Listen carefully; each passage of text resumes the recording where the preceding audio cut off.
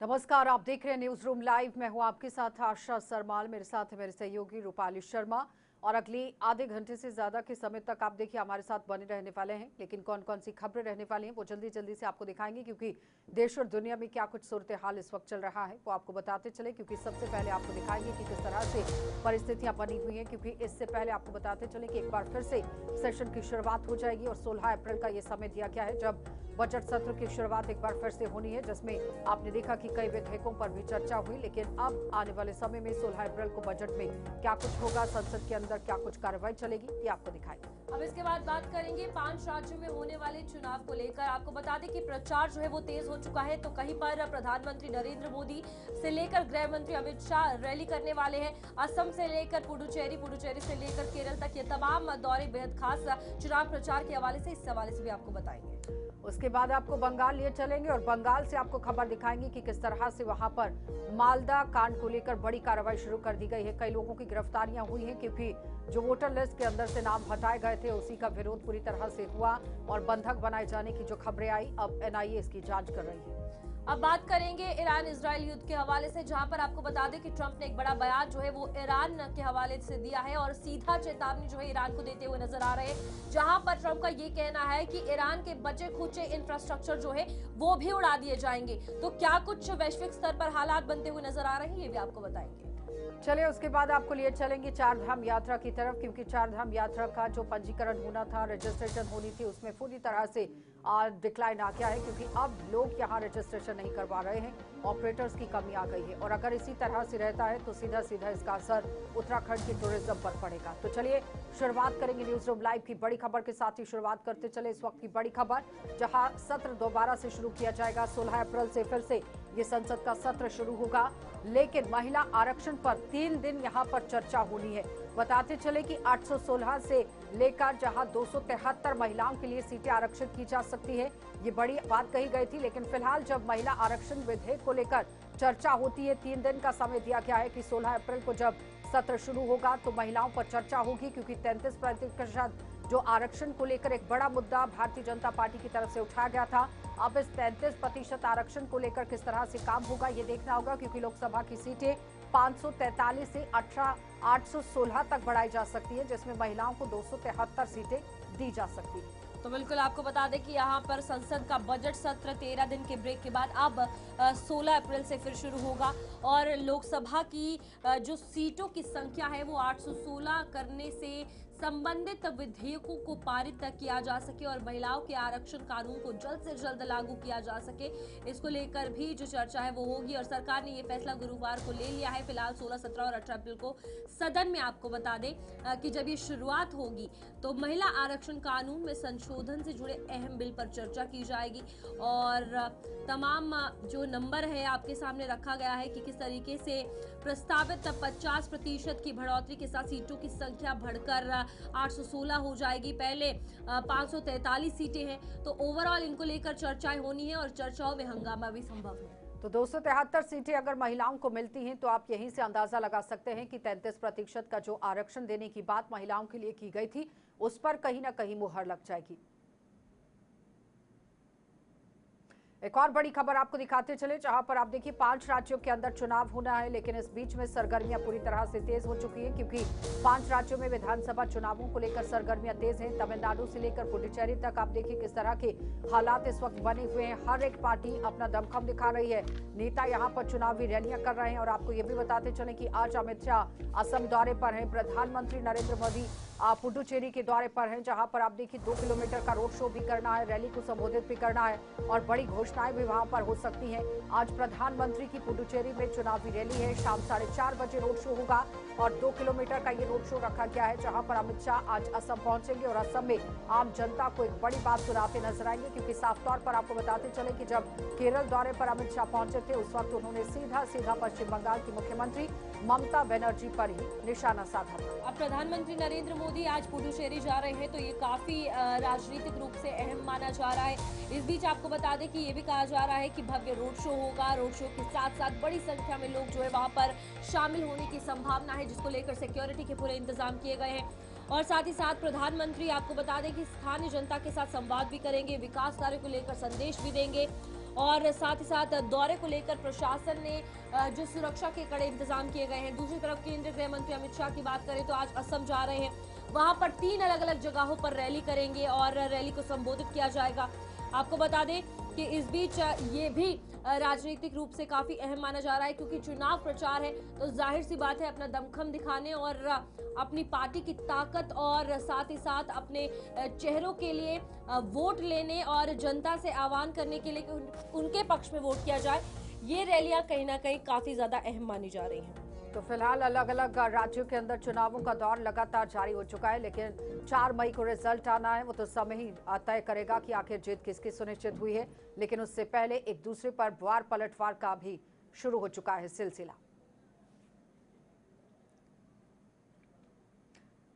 आगे बढ़ जाते एक और बड़ी खबर आपको बंगाल से दिखाते चले, जहां पर मालदा कांड को लेकर आप देखिए एक बड़ी कार्रवाई को अंजाम दिया गया है। मालदा हिंसा में ये बड़ा एक्शन हुआ है, जिसमें 18 लोगों की गिरफ्तारी हो चुकी है। मालदा हिंसा का मास्टरमाइंड भी गिरफ्तार कर लिया गया है। ये बड़ी खबर, जहां बागडोगरा एयरपोर्ट से पुलिस ने इसे दबोच लिया है। और साथ ही साथ ये बताते चले कि अब तक मामले में 35 से ज्यादा, देखिए अब 18 से ये आंकड़ा बढ़ गया है, 35 से भी ज्यादा लोगों की अभी तक गिरफ्तारी हो चुकी है। और बंगाल में ये बड़ा कांड पेश आया था, जिसमें वोटर लिस्ट से नाम हटाने पर यह विरोध हुआ और उसके बाद पश्चिम बंगाल के अंदर लगातार परिस्थितियां बदलती चली गई, क्योंकि कई महिलाओं को 2-2 घंटे तक बंधक बनाकर रखा गया था। जिसके बाद मालदा कांड को लेकर अब इसकी पूरी जांच एनआईए को सौंप दी गई है। कानून व्यवस्था पर पूरी तरह से सवाल उठाए गए, लेकिन अब आप देखिए कार्रवाई किस तरह से 18 लोगों की पहले गिरफ्तारी हुई, अब ये आंकड़ा और बढ़ गया है, जिसमें लगातार आप देखिए 35 लोगों की गिरफ्तारी हो गई है। और बागडोगरा एयरपोर्ट से ही इस आरोपी को गिरफ्तार कर लिया गया और 35 से ज्यादा गिरफ्तारियां हुई हैं। पूछताछ होनी है और आगे की कार्रवाई को तेज करने की कोशिश होगी। लेकिन बड़ा एक्शन मालदा हिंसा को लेकर हुआ है और अब आप देखिए घुसपैठियों को बाहर निकालने की कवायद जो तेज की गई थी, उसी पर बड़ी कार्रवाई को अंजाम देते हुए इलेक्शन कमीशन ऑफ इंडिया की तरफ से यहां पुनरीक्षण जो आप देखिए कार्रवाई की गई। लेकिन ममता बनर्जी ने कहा कि यहां सिर्फ और सिर्फ अपने वोटर्स को लुभाने के लिए ये कार्रवाई हुई है। लेकिन इसके साथ ही ये बताते चले, आप देखिए जिस तरह से पश्चिम बंगाल के अंदर पूरी तरह से कार्रवाई को तेज करना बहुत जरूरी था। और इसके साथ साथ आपको ये भी बताना जरूरी है कि यहाँ एसआईआर का एक बड़ा मामला सामने आया था, जहां पर आप देखिए किस तरह की परिस्थितियां बनी, क्योंकि ममता बनर्जी ने सीधा भारतीय जनता पार्टी पर यह आरोप लगा दिया कि जिस तरह से कार्रवाई हो रही है सिर्फ और सिर्फ उत्तर प्रदेश से वोटर्स को लेकर यहाँ बसाने की कोशिश हो रही है। और प्रधानमंत्री और नरेंद्र मोदी की तरफ से आप देखिए जिस तरह से बड़ी बात कही गई थी, अमित शाह की तरफ से जो बड़ी बात कही गई थी, जिसमें उन्होंने कहा था कि प्रवासी जो लोग वहां पर रह रहे हैं उन्हें बाहर निकाला जाएगा। तो जाहिर तौर पर घुसपैठियों का एक बड़ा मुद्दा बना, जिसमें मालदा ये कांड सामने आया और उसके बाद हिंसा के बाद एक बड़ा एक्शन सामने आया था। बिल्कुल, यहाँ पर आपको बता दें कि फिलहाल मुख्य चुनाव आयुक्त ज्ञानेश कुमार ने पश्चिम बंगाल के मालदा में 1 अप्रैल को जो घटना हुई है उसकी एनआईए की जांच जो है वो सौंप दी है एनआईए को। और इसी के साथ साथ जिसमें ग्रामीणों ने 3 महिलाओं समेत 7 न्यायिक अधिकारियों को बंधक बना लिया था, जिसके बाद ये कहा जा रहा है कि देर रात उन्हें वहां से छुड़वाया गया। और इसके बाद सुप्रीम कोर्ट ने भी इसकी काफी ज्यादा निंदा की थी। पश्चिम बंगाल में बवाल के बीच गरमाई सियासत और मामले को लेकर बीजेपी और टीएमसी आमने सामने है। सुप्रीम कोर्ट भी फटकार लगाती हुई नजर आई।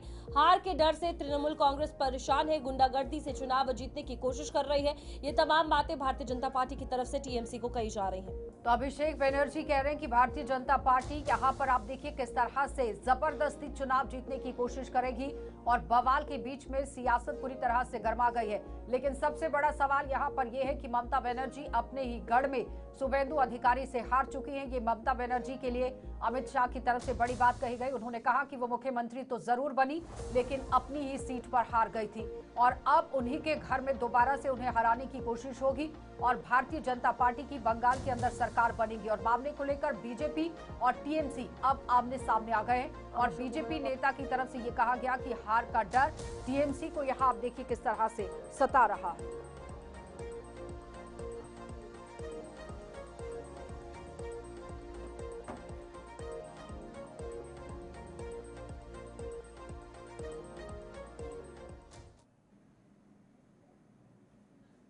चलिए तो एक और बड़ी खबर आपको दिखाते चले। अब आपको अंतर्राष्ट्रीय जगत के हवाले से खबर दिखाते चले, जहां पर ईरान में क्या कुछ परिस्थितियां बनी हुई हैं वो आपको दिखाते चले। जहां पर समंदर में अब यहाँ टीम इंडिया की ताकत बढ़ गई है। इससे पहले सबसे पहले आपको दिखाते चले क्रिकेट जगत में क्या कुछ चल रहा है, क्योंकि समंदर में अब यहाँ पर टीम इंडिया की ताकत बढ़ गई है। विशाखापट्टनम में आईएनएस तारागिरी को लेकर भी काम किया गया है। तारागिरी कमीशन जो यहाँ पर काम कर रही है, लेकिन विशाखापट्टनम में आईएनएस तारागिरी को लेकर ये बड़ी अपडेट, जहां समंदर में इंडिया की जो ताकत है वो बढ़ गई है। यानी कि आईएनएस की जिस तरह से यहाँ पर तैनाती की गई है, स्वदेशी परमाणु को मद्देनजर रखते हुए नौसेना ने अब शक्ति और गोपनीयता की प्रतीक को भी सामने रख दिया। यानी कि इससे पहले डिफेंस मिनिस्टर की तरफ से एक बड़ा बयान जारी किया गया था कि बिल्कुल हालात यहाँ पर साजगार हैं, डरने की जरूरत नहीं है, अफवाहों पर आपको ध्यान नहीं देना है।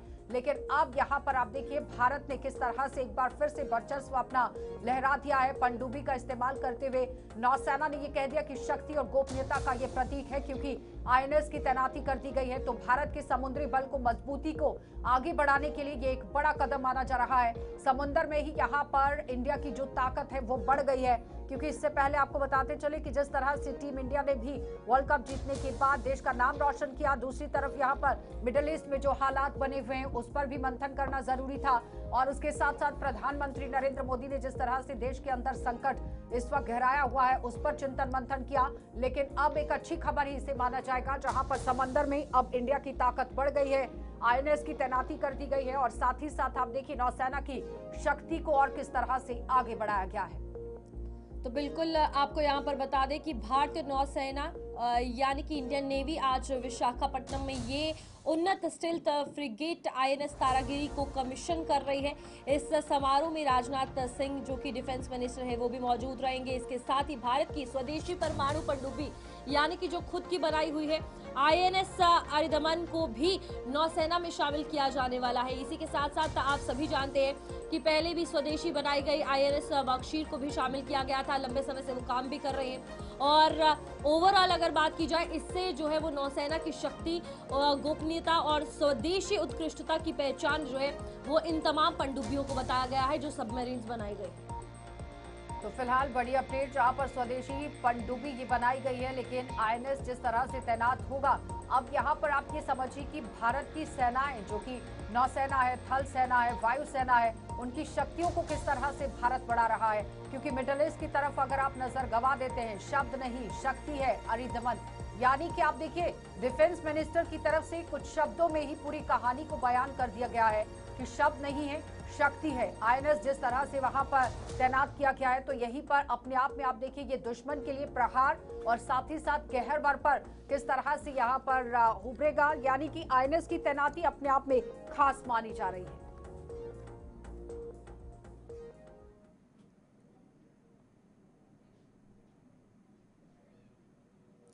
आगे बढ़ेंगे, एक और बड़ी खबर जो है वो सामने आ रही है और बात करेंगे चंद्रमा के हवाले से, जहां पर आपको बता दें कि फिलहाल आर्टेमिस 2 ने पृथ्वी की कक्षा पार की है और चंद्रमा की ओर ये मिशन और ज्यादा बढ़ गया है, जहां पर नासा का ऐतिहासिक कदम इसे माना जा रहा है और भविष्य की मशीनों की तैयारी जो है ये करेगा। और इस बीच आपको बता दें कि सक्सेसफुली कहा जा रहा है कि आर्टेमिस 2 मिशन के तहत अंतरिक्ष यात्री पृथ्वी की कक्षा बढ़ रहे हैं, जो मानव अंतरिक्ष अन्वेषण में एक ऐतिहासिक कदम माना जा रहा है। तो भारत अब सिर्फ और सिर्फ पृथ्वी पर ही नहीं, देखिए आप चांद तक भी किस तरह से पहले से ही पहुंचा हुआ है, लेकिन नासा ने एक और यहाँ ऐतिहासिक कदम उठा लिया है। भविष्य में मशीनों की बड़ी तैयारी यहाँ पर भारत कर रहा है और आर्टेमिस यहाँ जिस तरह से आप देखिए 2 की बात हो रही है, चंद्रमा की और एक बार फिर से मिशन को बढ़ा दिया गया है। इससे पहले भी आपने देखा कि चंद्रमा पर किस तरह से बड़ी कवायद को भारत की तरफ से तेज किया गया और कई लोगों की तरफ से यहाँ चांद पर जमीनें खरीदने की भी खबरें आई।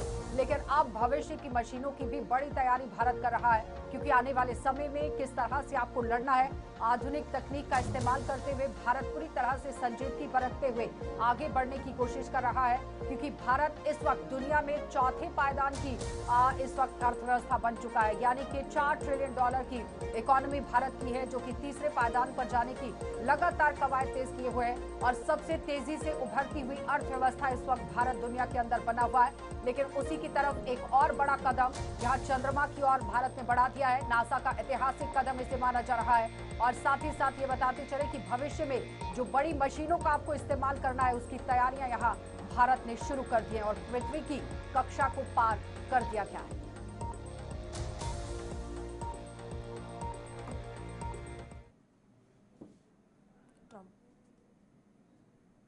चलिए तो एक और बड़ी खबर आपके सामने रखते चले, जहां पर आप देखिए किस तरह से ईरान से अब एक और बड़ी खबर, जहां ट्रंप की ईरान को एक बड़ी चेतावनी।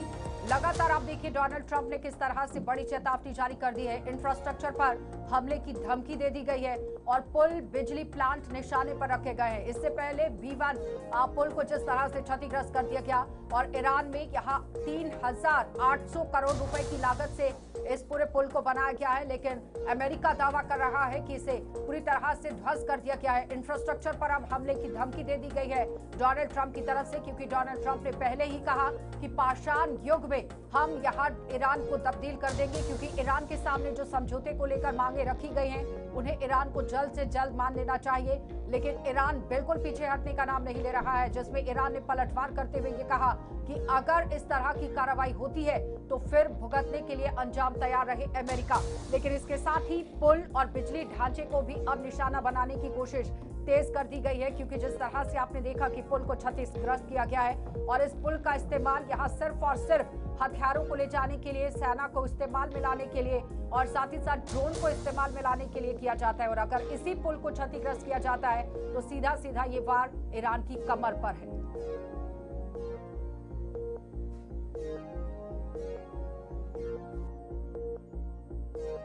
कि ईरान को एक बड़ी धमकी, बड़ी चेतावनी, जहां पर ईरान ने साफ तौर पर पलटवार भी कर दिया। लेकिन इससे पहले डोनाल्ड ट्रंप ने यह कह दिया है कि जब तक हमारी मांगे और समझौतों पर बात नहीं होती है हम रुकने वाले नहीं हैं। और ईरान की तरफ से भी ये कहा गया, क्योंकि IRGC इस वक्त गुस्से में नजर आ रही है जब से डोनाल्ड ट्रंप की तरफ से पाषाण युग को लेकर एक बड़ा बयान जारी किया गया। और आज आपने देखा कि किस तरह से स्ट्रेट ऑफ हॉर्मुज को खोलने के लिए अलग अलग देशों ने यहाँ पर कवायद तेज कर दी है, जिसमें भारत ने भी ये कहा कि हमने सबसे ज्यादा नाविकों को अपने को खो दिया है और स्ट्रेट ऑफ हॉर्मुज को खोलना बहुत जरूरी है, क्योंकि अगर स्ट्रेट ऑफ हॉर्मुज नहीं खुलता है तो दुनिया में अलग अलग देशों को आर्थिक तौर से नुकसान झेलना पड़ सकता है। On the deal, right? How's that moving? Is it okay? The big deal? You see it happening? So if it doesn't happen, I'm blaming J.D. Vance. If it does happen, I'm taking full credit. No, I think it'll be. I think it has to happen. I think they're desperate.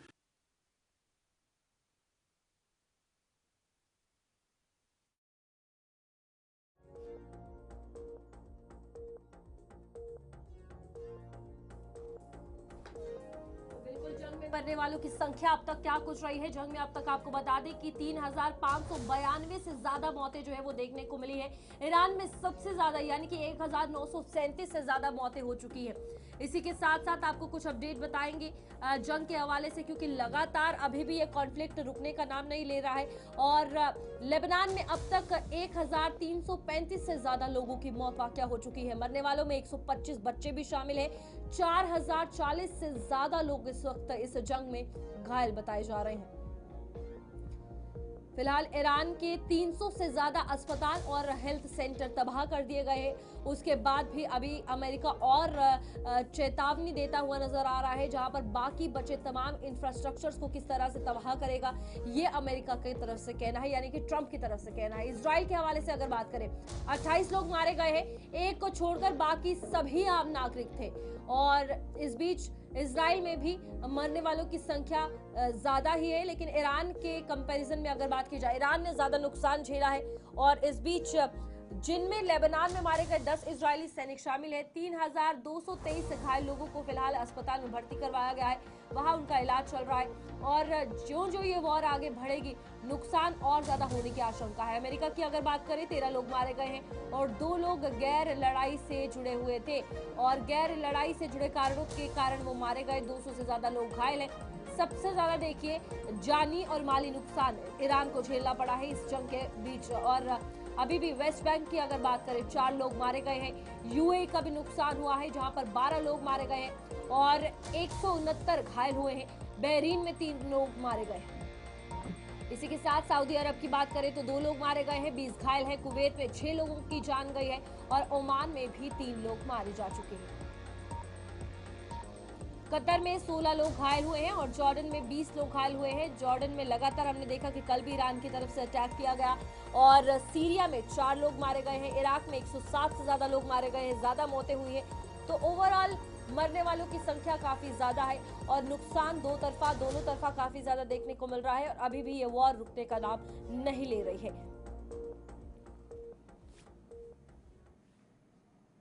चलिए एक और बड़ी खबर आपको दिखाते चलें, जहां पर आप देखिए किस तरह से एक बार फिर से बड़ी खबर। जंग के बीच में ईरान ने अमेरिका इजराइल को बड़ी चेतावनी जारी कर दी है। ईरान कह रहा है कि हमने सैन्य ताकत अभी पूरी दिखाई नहीं है, अभी तो सैन्य ताकत दिखाना बाकी है, दुश्मन असली ठिकानों से अभी भी अनजान है। ये बड़ी खबर, यहाँ एडवांस हथियार पूरी तरह से सुरक्षित है, ईरान की तरफ से ये कहा गया। जहां पर आप देखिए अमेरिका ये कह रहा है कि हमने सैन्य ताकत हासिल कर ली है, सैन्य लक्ष्य हासिल कर लिया है, हथियारों को यहाँ पर आप देखिए किस तरह से खत्म कर दिया है, नेस्तनाबूद कर दिया है ईरान को। लेकिन आज आपने देखा कि IRGC के कमांडर की तरफ से भी अपनी बात उन्होंने सामने रखी। उन्होंने कहा कि अभी तक हमारे खुफिया जो ठिकाने हैं हथियारों के, वो आपके सामने नहीं आ पाए हैं। एडवांस हथियार पूरी तरह से सुरक्षित हैं और अभी भी आप देखिए अमेरिका इजराइल हमलों के बीच में तनाव पूरी तरह से बढ़ा हुआ है, क्योंकि स्ट्रेट ऑफ हॉर्मुज को खोलने की बात, दूसरी तरफ ईरान के पास हथियार अभी भी बाकी हैं और अभी आप देखिए जो खतरनाक हथियार हैं वो तो ईरान ने निकाले ही नहीं है। ईरान की तरफ से ये कहा गया कई ऐसे ठिकाने हैं जहां पर हथियार अभी भी सुरक्षित है। मिसाइल सिटी को लेकर बार बार बात हो रही थी कि ईरान के अंदर जो मिसाइल सिटी है वहां पर कई हजारों मिसाइल्स जो है वो मौजूद हैं, ड्रोन मौजूद हैं और जिसका इस्तेमाल ईरान एक एक करके कर रहा है। लेकिन दावा अमेरिका और इजराइल की तरफ से ये किया गया कि पूरी तरह से खत्म कर दिया गया है यहाँ सैन्य शक्ति को और हथियारों को ईरान के, और अब यहाँ पर इंफ्रास्ट्रक्चर पर आप देखिए मार दी जाएगी। यानी कि कुल मिलाकर ईरान अभी भी खड़ा है और ईरान ये कह रहा है कि हमारे जो खुफिया ठिकाने हैं उनका पता नहीं लगा सकता है कोई भी, अभी भी खुफिया हथियार उनके पास मौजूद है, खतरनाक हथियार उनके पास मौजूद है और वहीं से अंजाम आप देखिए किस तरह से अमेरिका और इजराइल देख सकता है। लेकिन जिस तरह से मिसाइलें अभी भी दागने का सिलसिला ईरान की तरफ से किया गया है, यही से आप अंदाजा लगा सकते हैं कि ईरान के पास हथियार है या नहीं। लेकिन अमेरिका और इजराइल ये दावा कर रहे हैं कि 2 से 3 हफ्तों में ये जंग खत्म हो जाएगी और ईरान को घुटनों पे लाया जाएगा। बिस्मिल्लाहिर्रहमानिर्रहीम। همان گونه که گفته بودیم به دشمنان آمریکایی صهیونیستی اعلام می‌کنیم اطلاعات شما از توان و قدرت نظامی و تجهیزات ما ناقص است. از ظرفیت‌های بسیار گسترده و راهبردی ما هیچ چیز نمی‌دانید. امید نداشته باشید که مراکز تولید موشک‌های راهبردی، پهپادهای دوربرد تهاجمی، سامانه‌های نوین پدافند هوایی و جنگ الکترونیک و تجهیزات ویژه ما را نابود کرده باشید که با چنین تصوری عمق باطلاقی که در آن خود را گرفتار کرده اید را بیشتر خواهید کرد. مراکزی که به تصورتان هدف قرار داده اید ناچیز بوده و تولیدات راهبردی نظامی ما در نقاطی صورت می‌گیرد که به هیچ وجه از آن اطلاع ندارید و هیچ وقت دستتان نیز به آنها نخواهد رسید. زحمت شما را کم می‌کنیم، مبنی بر اینکه موشک‌ها، پهپادها و تجهیزات راهبردی ما را نشمارید، چون قطعاً به خطا می‌روید و به جایی نخواهید رسید. شما باید تاوان تجاوزی که آغاز کننده آن بودید را به ملت شرافتمند، عزیز و مسلمان پس بدهید. با توکل بر خداوند متعال این جنگ تا خواری، ذلت و پشیمانی دائمی، قطعی و تسلیم شما ادامه خواهد داشت. در تداوم ضربات و سیلی‌های محکم و غیرقابل تصوری که चलिए तो एक और बड़ी खबर अपने दर्शकों को दिखाते चले, जहां पर ईरान इजराइल अमेरिका की जंग में एक बार फिर से बड़ी खबर। ईरान तनाव के बीच में अमेरिका में बड़ा फेरबदल हुआ है। आर्मी चीफ ऑफ स्टाफ के पद को आप देखिए किस तरह से बदला गया है, इस पद से इस्तीफा दिया गया है। अमेरिकी रक्षा विभाग के नेतृत्व में ही बड़ा बदलाव हुआ और इसकी पुष्टि कर दी गई है। जबरन रिटायरमेंट या फिर अंदरूनी दबाव जैसी अटकलें तेज हो गई है। ये बड़ी खबर, जहां पर आप देखिए किस तरह से ईरान तनाव के बीच में अमेरिका में ये बड़ा फेरबदल हुआ है। और आपको बताते चले कि जॉर्ज की तरफ से ये इस्तीफा दिया गया है और ये कहा गया कि रक्षा मंत्री की तरफ से जबरदस्ती इस्तीफा यहां पर लिया गया है। तो अब जंग के माहौल के बीच में इस तरह से अगर आप इस्तीफा लेते हैं तो कई तरह के सवाल उठते हैं। लेकिन दूसरी तरफ जानकार ये कह रहे हैं कि समय इस वक्त यहाँ पर यही मंजूरी कर रहा था और इसी को मद्देनजर रखते हुए कार्रवाई को अंजाम दिया गया है। तो अमेरिकी रक्षा विभाग के नेतृत्व में ही बदलाव की पुष्टि हुई। तो बिल्कुल आपको यहाँ पर बता दें कि रेनी जॉर्ज को पद से हटा दिया, यानी कि इस्तीफा दिया गया है और रीजंस अभी तक स्पेसिफिक जो है वो क्लियर नहीं हुए हैं कि किन कारणों की वजह से जो है वो army chief of staff general Randy George को हटाया गया है। और आपको बता दें कि इस फैसले के कारण सैन्य हलकों में भी काफ़ी ज़्यादा चर्चा देखने को मिल रही है और अमेरिकी सेना के army chief of staff Randy George को लेकर जो हाल ही की घटनाक्रम हुआ है उसमें हलचल मचा दी है, जहां पर इस्तीफा जो है वो दे दिया गया है। अब जॉर्ज रैंडी कौन है ये भी आपको बताते हैं। वेस्ट पॉइंट से ग्रेजुएट है, वो एक करियर इन्फेंट्री अधिकारी है, जिन्हें अगर बात की जाए जॉर्ज रैंडी की तो जिन्होंने दशकों की सेना में सेवा दी है और उन्होंने 1988 में कमीशन उन्हें मिला था। और इस बीच फिलहाल आपको बता दें कि operation desert shield, desert storm, operation Iraqi freedom, इन तमाम ऑपरेशंस में वो शामिल थे, लीड कर रहे थे। ऑपरेशन एड्यूरिंग फ्रीडम के दौरान किया गया था। और इस बीच आपको बता दें कि फिलहाल ये जॉर्ज रैंडी, इन्हें अपने पद से इस्तीफा जो है वो दे दिया गया है। अभी आपको बता दें कि उन्हें उनके पद से हटाया गया है, ये इस्तीफा दिया गया है। इसको लेकर ऑफिशियल कंफर्मेशन अभी नहीं है। और साथ ही साथ ईरान से जुड़े जो तनावपूर्ण माहौल अभी देखने को मिल रहा है उसमें ये फैसला काफी अहम माना जा रहा है। जॉर्ज को तत्कालीन राष्ट्रपति जो बाइडेन ने आर्मी चीफ ऑफ स्टाफ के पद के लिए नामित किया था।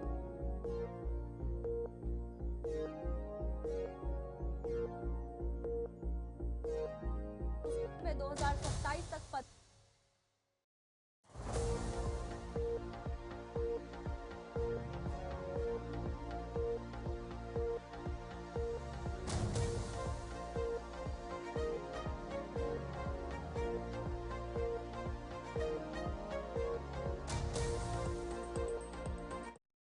जहां पर आप देखिए किस तरह से हालात इस वक्त बने हुए हैं, क्योंकि देश के अंदर मौसम ने करवट बदल ली है और अलग अलग राज्यों के अंदर किस तरह के हालात हैं। हिमाचल प्रदेश, जम्मू कश्मीर और इसके साथ साथ यहाँ पर आप देखिए जम्मू कश्मीर में एवेलांच की आशंका जताई जा रही है। उत्तराखंड में भी मौसम ने करवट बदली है। मध्य प्रदेश, राजस्थान, हरियाणा समेत कई राज्यों में बारिश का अलर्ट है। देश के 9 राज्यों में बारिश का अलर्ट जारी कर दिया गया है। लेकिन फिलहाल बताते चले कि जम्मू कश्मीर के ही यहाँ अंदर गांदरबल की बात करें तो वहां पर एवेलांच हो सकता है। दिल्ली में धूल भरी आंधी चल सकती है। हिमाचल और जम्मू कश्मीर में जिस तरह से एवेलांच की आशंका है, प्रशासन ने कमर कस ली है, क्योंकि इससे पहले भी आपने देखा कि बर्फीला तूफान आया और तूफान की वजह से कई लोगों को परेशानियां झेलनी पड़ी। अब सबसे बड़ी बात यहाँ पर जो जरूरी दिशा निर्देश हैं वो पर्यटकों के लिए जारी होते हैं। जो लोग आप देखिए पहाड़ी इलाकों की तरफ रुख कर रहे हैं उन्हें बहुत गौर फरमाने की जरूरत है कि जो एडवाइजरी प्रशासन की तरफ से जारी की गई है उसका पालन कीजिए, क्योंकि जो पहाड़ी इलाके हैं वहां पर एवेलांच आ सकता है और बर्फीले तूफान की वजह से आप लोगों को परेशानी झेलनी पड़ सकती है। क्योंकि जिस तरह से 31 मार्च से लेकर 6 अप्रैल तक मौसम विभाग की तरफ से ये चेतावनी जारी की गई थी कि मौसम बदलेगा और बड़े बदलाव होंगे, ओलावृष्टि होगी और साथ ही साथ आप देखिए गरज चमक भी होगी और साथ ही धूल भरी आंधी भी चलेगी, एवेलांच भी हो सकता है। तो जाहिर तौर पर इन सभी चीजों का ख्याल रखते हुए आगे बढ़ने की कोशिश करनी चाहिए, क्योंकि दिल्ली में धूल भरी आंधी चली है, लोगों को परेशानी झेलनी पड़ी। हिमाचल प्रदेश, मध्य प्रदेश, उत्तराखंड, इसके साथ ही साथ यहाँ त्रिपुरा, मिजोरम और राजस्थान, कई ऐसे राज्य हैं जहां पर आप देखिए इस तरह से मौसम विभाग की तरफ से अलर्ट जारी किया गया है। तो बिल्कुल ये अलर्ट पहले ही जारी कर दिया गया था, जहां पर आपको बता दें कि आज सुबह सवेरे से ही लगातार बारिशों का सिलसिला शुरू हो चुका है। और खास तौर पर आज की अगर बात करें यानी कि 3 अप्रैल से वेदर डिपार्टमेंट की तरफ से ये वार्निंग पहले ही जारी कर दी गई थी और 10 अप्रैल तक कहा जा रहा है कि आने वाले लगातार एक हफ्ते मौसम में ऐसे ही उतार और चढ़ाव देखने को मिलेगा, जहां पर तेज बारिशों का और बर्फबारी का सिलसिला जारी रहेगा। तो सुबह सवेरे से जम्मू कश्मीर समेत बाहर के 9 राज्यों की अगर बात की जाए तो तमाम 9 राज्यों में बारिश का अलर्ट जारी कर दिया गया था। कई जगहों पर ओले भी गिरे हैं और इसी के साथ अगर मौसम के हवाले से बात करें तो फसलें भी लोगों की बर्बाद हुई है। उत्तराखंड में भी मौसम पर बड़ा असर देखने को मिला है। अलग अलग तस्वीरें अलग अलग जगहों की, जहां पर पहली तस्वीर जम्मू कश्मीर की आप देख सकते हैं कि तेज बारिश के साथ साथ ओले भी गिरे हैं। दिल्ली में भी आप तेज बारिश देख सकते हैं। उज्जैन, मध्य प्रदेश की अगर बात करें तो लगातार तेज बारिशों का सिलसिला जारी है।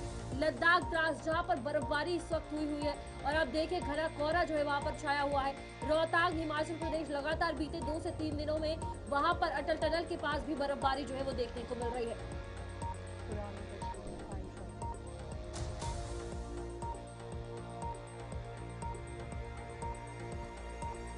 तो फिलहाल कुछ तस्वीरें आपको दिखा रहे हैं। पहले की तस्वीरें आपने देखी अलग अलग जगहों की जहां पर पहले मौसम खराब हुआ, वो तस्वीरें सामने आई थी, वो हमने अपने दर्शकों को दिखाई हैं कि किस तरह से वहां पर भी मौसम खराब हुआ था और उस वक्त के हालात क्या बने थे। लेकिन इस वक्त आप देखिए ताज़ा आपको ये बताया जा रहा है कि मौसम विभाग की तरफ से जो एडवाइजरी जारी की गई है उस पर गौर फरमाना आपको बहुत जरूरी है, क्योंकि जो मैदानी इलाके हैं वहां पर बर्फबारी के साथ साथ आप देखिए आप थोड़ी बहुत ओलावृष्टि तो हो रही है, मैदानी इलाकों के अंदर बर्फबारी नहीं हो रही है लेकिन बारिश जरूर हो रही है और पहाड़ी इलाकों के अंदर बर्फबारी का सिलसिला शुरू हो चुका है जहां पर एहतियातन कदम उठाने की जरूरत है। मुजम्मिल भट्ट हमारे साथ जुड़ गए हैं। मुजम्मिल, जरा बताइए कश्मीर में इस वक्त क्या कुछ चल रहा है? देखिए आशा, मैं आपको बताना चाहूंगा कि अगर कश्मीर की बात करें, वादी की बात करें, तो वादी में बहुत सारे इलाके ऐसे हैं जहां पे बारिशें स्टार्ट हो गई है। अगर पुलवामा की बात करें तो पुलवामा में भी बारिशें स्टार्ट हो गई थी सुबह सुबह, लेकिन अभी मौसम ठीक हो गया है। आप मेरे पीछे देख भी रहे होंगे, थोड़ी सी हल्की सी धूप निकली हुई है, लेकिन मौसमियात की जानिब से प्रेडिक्शन यही आई है कि 3 से लेके 6 तक जो मौसमी हालात है वो बिल्कुल उसमें बारिशें होंगी और पहाड़ी एरियाज में बर्फबारी होगी। वहीं पे अगर बात करें जिसमें पहाड़ी पंजाब रेंज की बात करें या उसके साथ साथ अगर बाकी इलाकों की बात करें तो उसमें यही देखने को मिल रहा है कि कुछ पहाड़ी इलाकों में बर्फबारी देखने को मिल रही है। उसके साथ साथ अगर कश्मीर की बात करें, जो मैदानी इलाके हैं, तो बहुत सारे ऐसे इलाके हैं जहां पे इस टाइम पे बारिशें मुजम्मिल, गांदरबल में आशंका है कि वहां पर एवेलांच हो सकता है, किस तरह से वहां पर प्रशासन ने कदम अभी उठाए हैं और टूरिस्ट को किस तरह से निर्देश दिए गए हैं?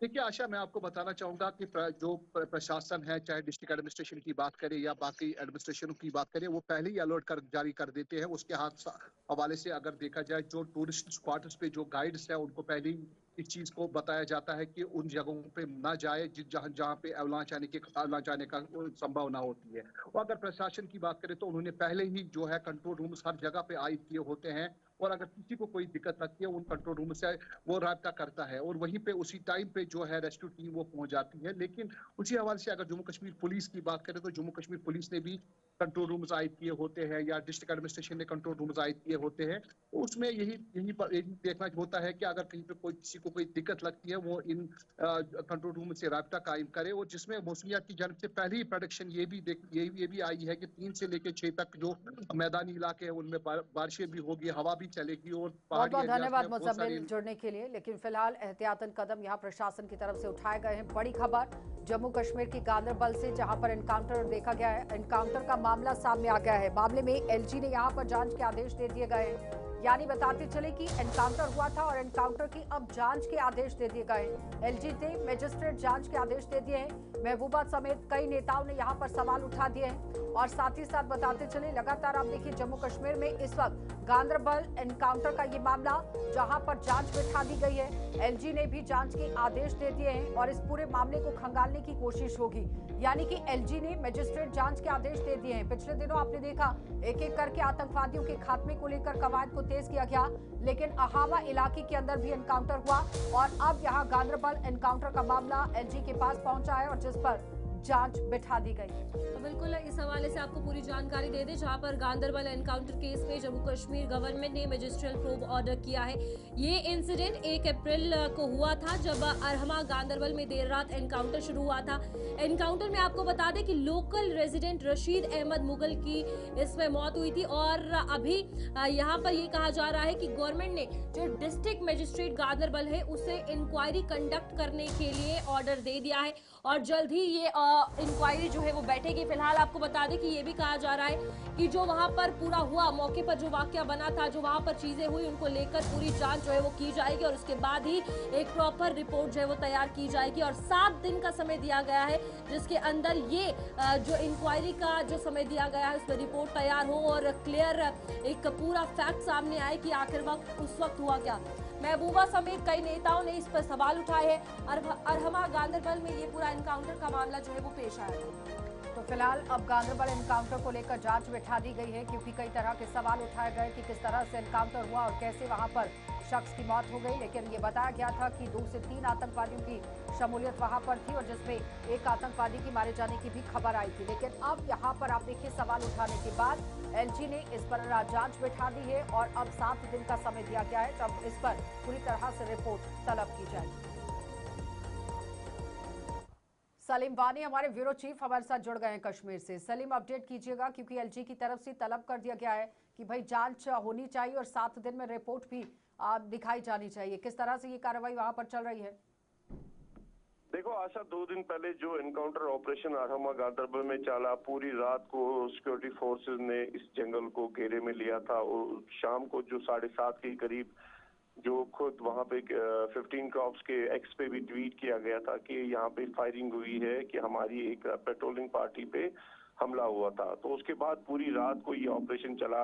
आर्मी के टॉप ऑफिसर्स वहां पे पहुंचे, पुलिस के ऑफिसर्स पहुंचे और उसके बाद सुबह मॉर्निंग में जब मॉर्निंग लाइट आई उसके बाद 2 से 4 फायर दोबारा हो गए। उसके बाद 11:30 के करीब ये ऑपरेशन कंक्लूड हुआ और जो ये वहाँ पे एक एज पर जो 15 क्रॉप्स के एक्स पे आया कि एक मिलिटेंट को वहाँ पे मार दिया गया है। जो ही ये डेड बॉडी का फोटो वायरल हो गया तो नजदीकी एक इलाका है वलीवार, जो यहाँ पे इसकी फैमिली ये गुहार लगा रही है कि ये हमारा लड़का है। अब्दुल राशिद मुगल जो वलीवार का रहने वाला है, ये कहते हैं कि हमारे हैं। उसके बाद इसमें सियासत स्टार्ट होगी। तो कल आपने देखा। पर सलीम, तो सवाल यहाँ पर ये उठता है ना कि एनकाउंटर साइट पर ये बच्चा वहां पर क्या कर रहा था, ये भी एक सवाल है क्योंकि आप ही की तरफ से ग्राउंड से रिपोर्ट भी किया गया था कि 2 से 3 आतंकवादियों की शमूलियत वहां पर है और फिर उसके बाद कार्रवाई वहां पर चल रही थी। आशा, जो भी रिपोर्ट हम देते हैं चाहे ग्राउंड लेवल से देते हैं, जो सोर्स होते हैं चाहे आर्मी का हो या पुलिस का हो, वो यहाँ पे उस टाइम ये कहा था कि 2 से 3 मिलिटेंट वहाँ पे बैठे हैं। उसके बाद ये भी कहा गया कि एक डेड बॉडी जो ड्रोन फुटेज से ली गई थी कि उधर एक मिलिटेंट को मार दिया गया है। और सुबह मॉर्निंग में जब लाइट आई उसके बाद इस डेड बॉडी को रिकवर किया गया था और उसके बाद उसको बाज़ाब्ता तौर पर पोस्टमार्टम। लेकिन जो ही जिसका फोटो वायरल हो गया है कि इस बंदे को कहाँ से लाया है, क्या किया है, तो उसके बाद ही कल देखा आपने। सलीम, इस पूरी टीम के अंदर किन किन लोगों के चयन करने की आपके पास खबर है? कौन कौन लोग हैं टीम के अंदर जो इस वक्त जांच के दायरे को ये पूरी तरह से देख रहे हैं? प्रेसिडेंट ने कल जब ये प्रेस कॉन्फ्रेंस में अपनी बाइट में कहा था कि इस बाज़ाब्ता तौर पर इस एनकाउंटर की प्रूफ होने चाहिए, उसके बाद सीएम अब्दुल्ला ने बोला कि ये ऐसे इंसिडेंट्स नहीं होने चाहिए, ना इस इंसिडेंट से कोई किसी को फायदा आ गया। लेकिन जो आर्मी के ऑफिसर्स है वो भी ये कहते हैं कि ये है। उसके साथ साथ अगर देखा जाए तो अब एलजी मनोज सिन्हा ने एक अभी इंक्वायरी आर्डर के लिए प्रूफ डिस्ट्रिक्ट मजिस्ट्रेट जो है गांधरबल के, उसको 7 दिन का टाइम दिया है और बाज़ाब्ता तौर पर इसको मजिस्ट्रेट इंक्वायरी होनी चाहिए और प्रूफ का 7 दिन में इनको मुकम्मल रिपोर्ट होम डिपार्टमेंट को रिपोर्ट सबमिट करनी है। अब ये देखा जाए कि आर्मी के साइड क्या वर्जन आएगा, लेकिन इसके जो फैमिली है वो ये कहते हैं कि ये एक दुकान चलाता था, वो कहता था, लेकिन आर्मी का वर्जन ये है कि ये मिलिटेंटों के साथ था। अब जो इंक्वायरी होगी ठीक है सलीम, बहुत बहुत धन्यवाद जुड़ने के लिए। लेकिन मजिस्ट्रेट जांच के आदेश दे दिए गए हैं, अब दूध का दूध और पानी का पानी होगा। आगे बढ़ जाते हैं, एक और बड़ी खबर, फ्लाइट में 60% सीटें मुफ्त देने के फैसले पर रोक लगा दी गई है और सरकार ने 15 दिन में ये फैसला बदल दिया है। यानी कि बताते चले एयरलाइंस कंपनियों ने इस पर आपत्ति जताई थी और उसके बाद ही सरकार ने यहाँ नई नीति पर फिर से विचार करने की बात कह दी है। यानी कि नई नीति पर एक बार फिर से विचार किया जाएगा और उसके बाद ही आगे की कार्रवाई होगी। फ्लाइट में 60% सीटें मुफ्त देने के जो फैसले को सामने रखा गया था उस पर फिलहाल रोक लगा दी गई है। तो बिल्कुल ये एक बड़ा फैसला जो एयरलाइंस कंपनियों की तरफ से लिया गया है और इसको लेकर कब ये फॉलो होगा ये भी देखने वाली बात है। नई नीति पर फिर से विचार जो है वो किया जाएगा। यहाँ पर आपको बता दें कि फिलहाल सरकार ने इस फैसले पर रोक लगाई। अब इस पर दोबारा से चर्चा होगी कि विमान में कम से कम 60% सीटें यात्रियों को बिना किसी अतिरिक्त शुल्क के चुनने की सुविधा देने के निर्देश जो है सरकार ने फिलहाल टाल दिए हैं। ये निर्देश सभी एयरलाइनों को 20 अप्रैल से लागू करने थे, लेकिन फिलहाल अभी इस पर दोबारा से चर्चा होगी। और आपको बता दें कि ये भी कहा जा रहा है कि दोबारा से इस पर सोच विचार करके किराए पर सीधा इसका बड़ा असर पड़ सकता है, जिसको लेकर कहा जा रहा है कि अब सोच विचार करना होगा। उसके बाद ही एक प्रॉपर फैसला जो है वो उड्डयन मंत्रालय की तरफ से लिया जाएगा। चलिए, तो फिलहाल 60% सीटें देने पर जिस तरह से अब रोक लगा दी गई है। न्यूज़ रूम लाइव में इतना ही। मुझे और मेरे सहयोगी को इजाजत दीजिए। नमस्कार।